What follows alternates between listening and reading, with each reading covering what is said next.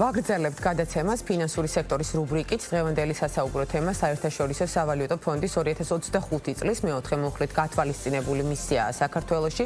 მიმდინარე წლის 21 მაისიდან 2 კვირის განმავლობაში IMF-ის მისიამ ალეხანდრო ჰაჟდენბერგის ხელმძღვანელობით ხელისუფლებასთან, ეროვნულ ბანკთან, სამოქალაქო და კერძო სექტორთან აქტიური კონსულტაციები გამართა მისიის დასკვნით ბრიფინგზე, რომელიც უკვე ტრადიციულად ეროვნულ ბანკში გაიმართა SSF-ს მეოთხე მუხლის ფარგლებში გამართული ორკვირიანი კონსულტაციების ძირითადი მიგნებები შეჯამდა. საქართველოს ეროვნული ბანკის პრეზიდენტის დანიშვნა და სების საბჭოს ვაკანტური ადგილების შევსებას მისიამ პირველი მისასალმებელი ნაბიჯი უწოდა. სების მმართველობისა და დამოუკიდებლობის გაძლიერებას კი მაკროეკონომიკური სტაბილურობის ცენტრალურ ელემენტად მიიჩნევენ. მათივე დასკვნით შენარჩუნებულია ძლიერი ეკონომიკური აქტივობა, ინფლაცია სამიზნე მაჩვენებელთან ახლოს არის, საბანკო სექტორი კარგად კაპიტალიზებული და მომგებიანია. მაღალი გაურკვევლობის მიუხედავად კი ეკონომიკის პერსპექტივის მიმართ რისკები დაბალანსებულია. სავალუტო ფონდის პროგნოზები, შეფასებები და რეკომენდაციები თემაზე ვცვლად საუბარს ეროვნული ბანკის მაკროეკონომიკისა და სტატისტიკის დეპარტამენტის უფროსთან თამთა სოფრომაძესთან განვაგრძობთ. მოგესალმებით თამთა, ძალიან დიდი მადლობა სტუმრობისთვის და თქვენი დროისთვის. საუბარი დავიწყოთ შეფასებით, რა თქმა უნდა, იმ ორკვირიანი კონსულტაციების შემდეგ, რომელიც უკვე დასრულებულია, რამდენად პროდუქტიული იყო და თანამშრომლობის რა პერსპექტივები გამოიკვეთა, რომ გითხრათ? პირველ რიგში დიდი მადლობა მოწვევისათვის, მოგესალმებით, მივესალმები ასევე თქვენ მაყურებელს.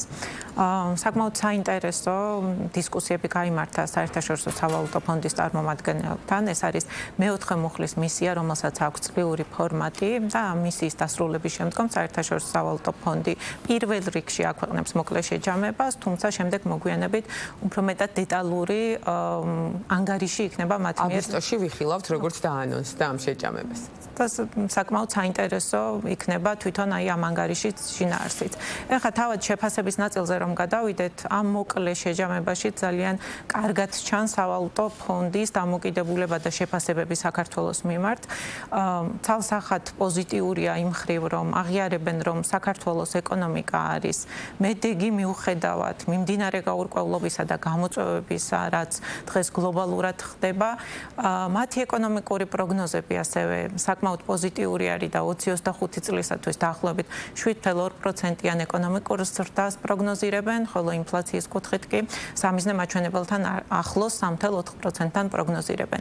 რაც შეეხება საერთაშორისო სავალუტო ფონდთან თანამშრომლობას, საქართველოს ეროვნულ ბანკს მუდმივად აქვს საერთაშორისო სავალუტო ფონდის წარმომადგენლებთან ტექნიკური დახმარების მისიის ფარგლებში თანამშრომლობა.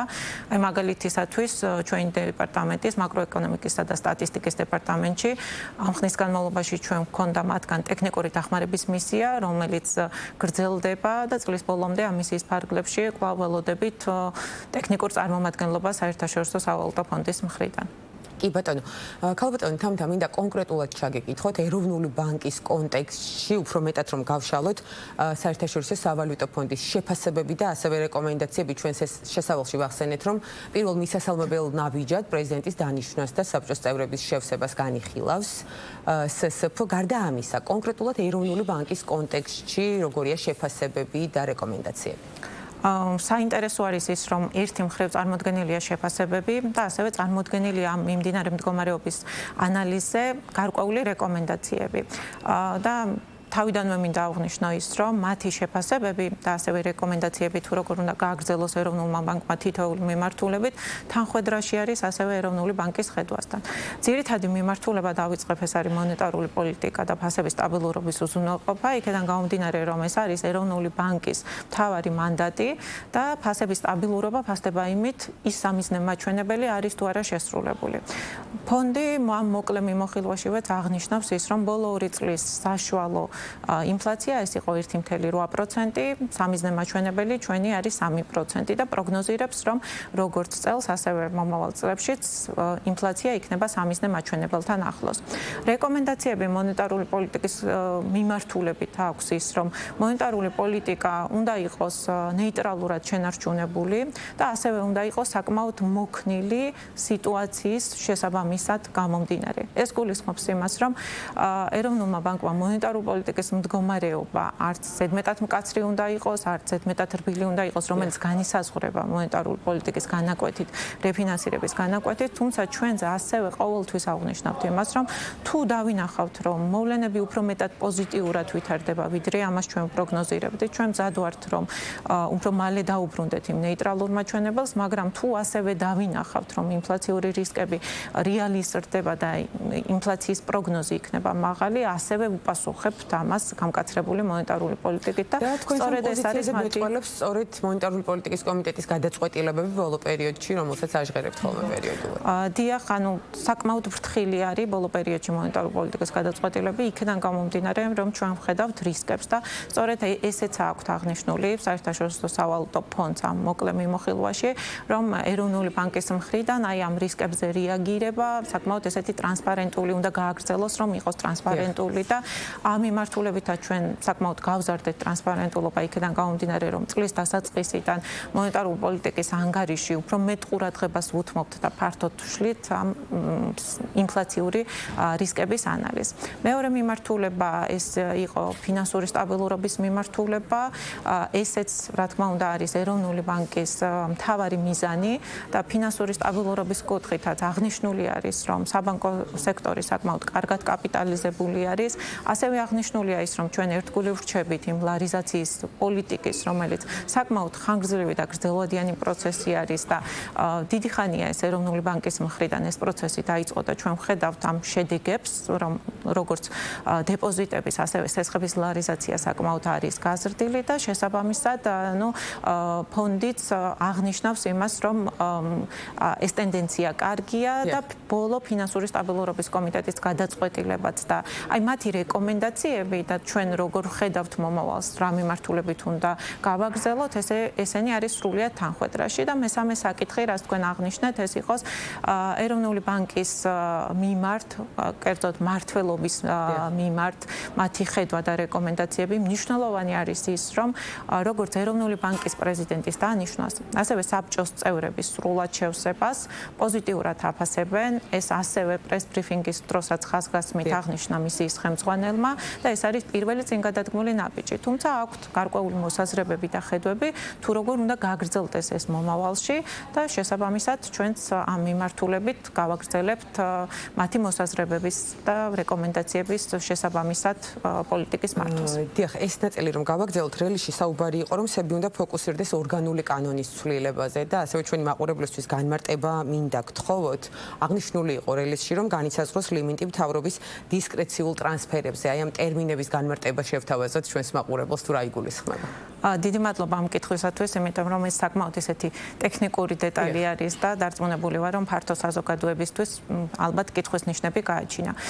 ეს გულისხმობს იმას, რომ ეროვნული ბანკის არსებულ კანონში არსებობს ესეთი ჩანაწერი, რომ სარეზერვო ფონდის მართვისას ეროვნული ბანკის საბჭოს აქვს უფლებამოსილება, რომ დისკრეციულად მიიღოს გადაწყვეტილება ამ ფონდის სახსრების გადანაწილების შესახებ. პრაქტიკაში ეს არასდროს არ განხორციელებულა და ანუ ეს ტრანსფერი საქართველოს ეროვნული ბანკის მხრიდან პრაქტიკულად არ გაკეთებულა. თუმცა რადგანაც ეს ჩანაწერი ტოვებს ამის შესაძლებლობას, მათი რეკომენდაცია არის ის, რომ უპასუხოთ ამას იმით, რომ გარკვეული კორექტირება მოხდეს ამ მიმართულებით კანონში.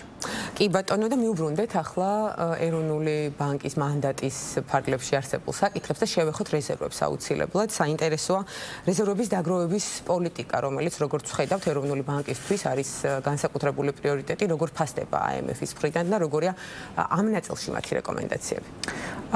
რეზერვების მიმართულებითაც მათ ჰქონდათ ესეთი რეკომენდაცია და ასევე ჩანაწერი, რომ მიესალმებიან იმ ფაქტს, რომ ეროვნული ბანკი აგრძელებს რეზერვების დაგროვებას, იმიტომ რომ საერთაშორისო სავალუტო რეზერვი ეს არის ქვეყნის მაკროეკონომიკური სტაბილურობის ძირითადი გარანტორი. და მათი რეკომენდაცია არის ის, რომ აი დღეს რასაც ვაკეთებთ და როგორი მიმართულებითაც მივდივართ, გავაგრძელოთ ამ მიმართულებით, გავაგრძელოთ რეზერვების დაგროვება.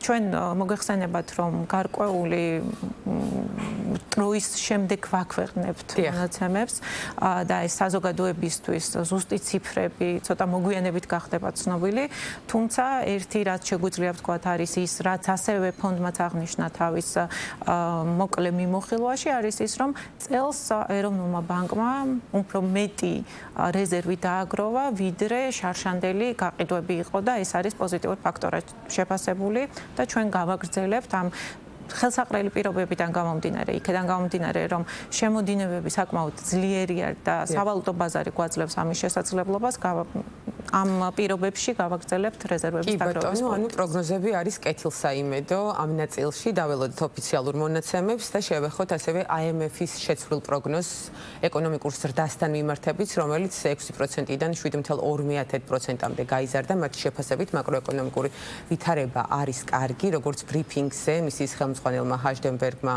აღნიშნა, ქვეყანას მეტი პოტენციალიც კი აქვს. საინტერესოა, რამდენად მოდის თანხმედრაში SSP-სა და ეროვნული ბანკის მოსაზრებები ამ ნაწილში.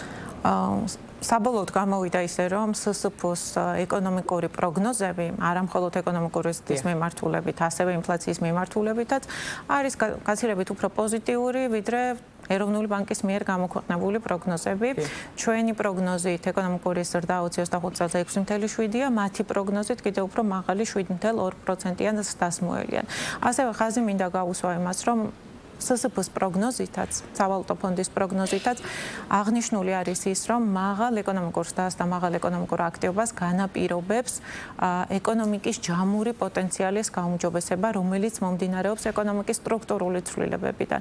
ამაში კი იგულისხმება ის, რომ ეკონომიკურ ზრდაში ერთ-ერთ მთავარ კონტრიბუციას და წვლილში აქვს მაღალ პროდუქტიულ სექტორებს, როგორც არის მაგალითად IT მიმართულება, ასევე ტრანსპორტირებას და ტრანსპორტირების ექსპორტიდან მიღებულ შემოსავლებს. ინფლაციის მიმართულებითაც სამიზნე მაჩვენებელთან 3%-იან მაჩვენებელთან საკმაოდ ახლოს 3.4%-ზე მოელიან საშუალოდ და ასევე მინდა აღვნიშნო, რომ მიმდინარე ანგარიშის ბალანსიც ერთ-ერთი მნიშვნელოვანი ინდიკატორია, რადგანაც მიმდინარე ანგარიშის ბალანსი აჯამებს ერთობლივად ქვეყანაში შემოდინებების, სავალუტო შემოდინებებისა და გადინების ბალანსს.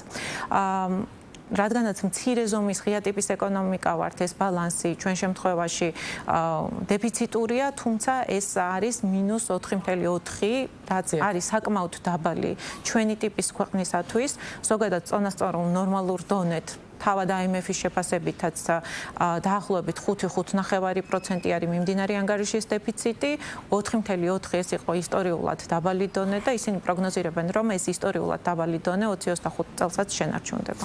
კი ბატონო, და ბოლოს ჩვენი საუბრის მიწურულს მინდა გკითხოთ, რა არის ის ძირითადი რისკები, რაზეც IMF-ი ამახვილებს ყურადღებას, რამაც შეიძლება ქვეყნის ეკონომიკას საფრთხე შეუქმნას, რამდენიმე ასპექტი იყო რელიზში გამოყოფილი და ასევე საინტერესოა თქვენი მიდგომა ამ ნაწილში როგორია, რისკების დაზღვევის ნაწილში როგორია?